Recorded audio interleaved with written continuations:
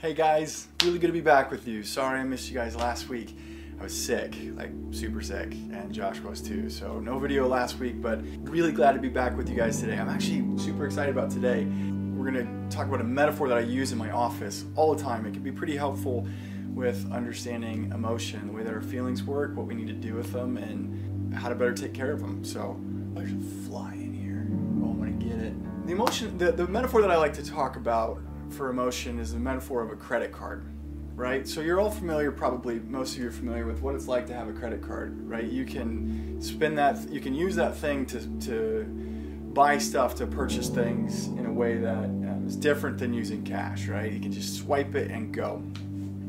So if you think about our emotions, it's a lot like purchases, right? Everything that we experience that requires us to process feelings, that makes us feel stuff, is kind of like a purchase, right? So you've got your $5 rude look that you got your $10 conflict that you got in, that fight that you got in, you got your $50 bad news, you got your $10,000 death in the family, right? So it's all scaled, and it's different prices for everybody. You might pay a little bit more for a conflict with a coworker than I do, or I might pay more for some scary health news than you do. It's just all relative to us, but we each have to pay our emotion. We have to pay for the emotions that we experience. We have different ways that we can do that, right? So we can pay in cash, right? This is the healthy way to handle emotion, in the same way with your finances.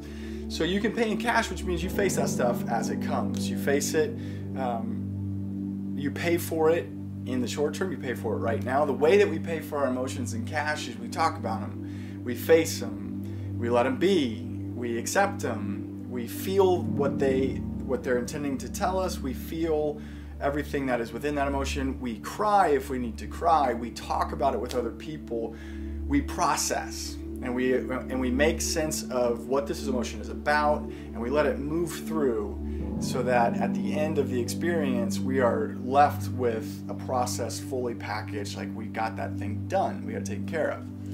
So that's one option. We have another option, and you guys probably all know this. This is probably pretty familiar. You can just swipe the card. You can just tell yourself, and you can tell whoever you're in this experience with, you can tell your emotions, I'm not going to do that. I'm not going to do that right now. I'm just going to swipe the card. I'm not paying for any of it right now, and I can just skip it. In therapy, we talk about it a lot. It's as simple as avoidance. Just skipping your feelings and putting them on the card, throwing them on the balance. And it's a lot like if you remember when you had your first credit card, right? Eventually, you can get in a groove where you're using your card even if you have cash, and it just sort of feels like free money, and it just feels like I can just limitlessly pile stuff onto that.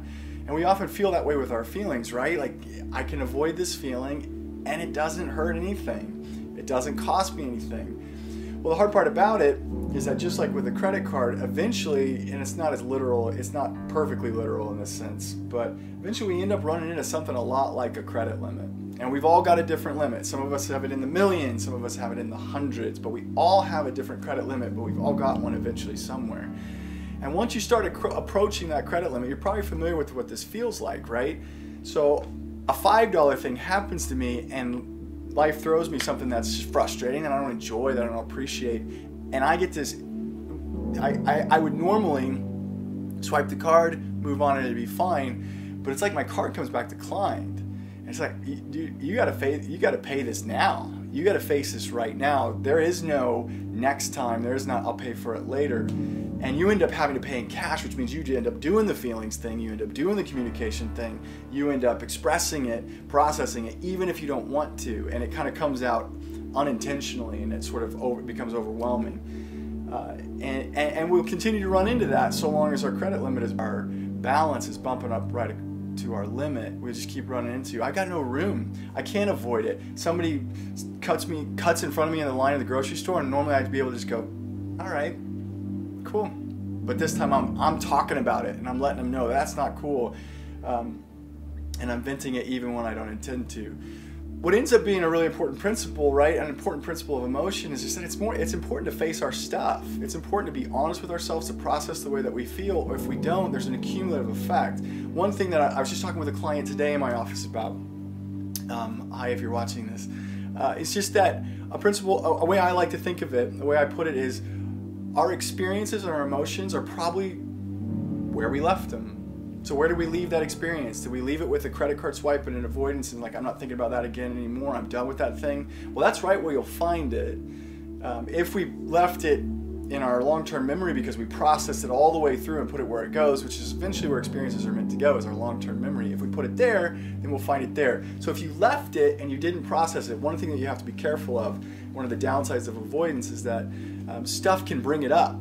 So if something reminds you of that experience or puts you back into that mindset, that experience and that emotion will begin to move in the similar, in sort of like, it's going to ask for cash. It's going to say, hey, it's time to get paid, time to pay me down, time to pay down this balance. And you're going to start feeling the stuff. You're going to start thinking the thoughts. You're going to, sometimes if it was especially traumatic, you might even feel like you're back there in that experience again. And it's just asking to do what those experiences ask for, which is move forward, make sense of me, talk to somebody about me, feel it, cry if you need to cry, let it do what it does, right? And so if you avoid and you skip it, then eventually it'll come back around and you have to face it again later. So the moral of the story, okay, so there's a couple things we can do with this metaphor, this credit card metaphor that I really like. One thing to keep in mind is that just like with real credit cards, our emotional card accumulates interest. So the longer that you skip facing things, the longer you skip talking about them, the more that there's emotion about that experience that's getting added onto the balance itself. And basically it's the emotion of like being alone with your feelings, being alone with how you, not facing things, and not processing things. You start to have feelings about that. So that can add up. Number two, it's better to face stuff than to avoid it. It's better to pay down the balance in cash while we have the opportunity to do it, with people that we trust. It's a really important point. Don't pay that down with just anybody. There are some people that if you try to pay the balance down, you say, hey, I want to talk about this stuff. I got this stuff that I've been going through, and you share that with them, they'll actually end up charging you more cash by the way they handle it. If they reject you, if they try to minimize it, they try to just throw easy solutions, stuff like that, it'll make you feel worse instead of better.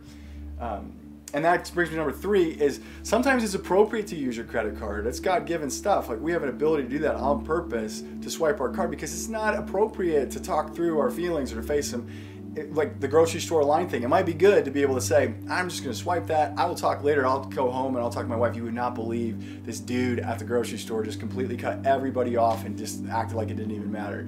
Isn't that crazy? And then we can talk about it and I can pay for it in cash, which that would be probably a $2 or $3 expense. It wouldn't be too bad, but you're essentially saying, when you're using it appropriately, you're saying, I'm not going to do that, but the key is I'm not going to do that right now, but I am going to do that, and I'm going to come back around to it. So that's a metaphor I use with my clients all the time. It can be really helpful to just to think about our emotions as something that are cumulative, that don't really go anywhere. The idea that time heals all wounds, I've got sad news, it doesn't usually work that way. That our emotion and our experiences, it still lives within us, and we've got to face them. We got to accept it, let it move, let it do what it does. But we have cash for that. I hope that you have people in your life that you're able to do that with. If you have those people, take good care of those relationships, because that's a really important life skill, to be able to pay our balances down together. I hope that watching this can even be a form of cash payment where we can kind of get your mind working on things and help you to see that you're not alone, and that you've got a credit card. Other people have a credit card just like you do, and we all kind of struggle with knowing when's the time to use it, and when we get a balance rolling, how do we express that? How do we connect with people and let that out in a way that's healthy and that feels good?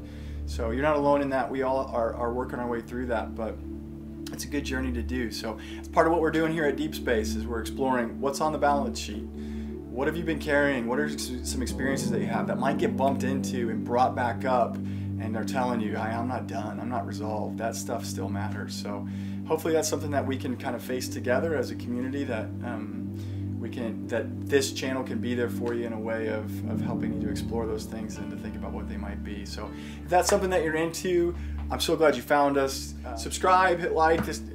There are more videos coming. We've got great ideas coming for the future. Again, sorry that we missed you this last week, but we're looking forward to getting back to it soon. So love you guys. Thanks for joining me. Again, my name is Ben. This is Deep Space. Keep paying down the balance. Love you guys. Bye.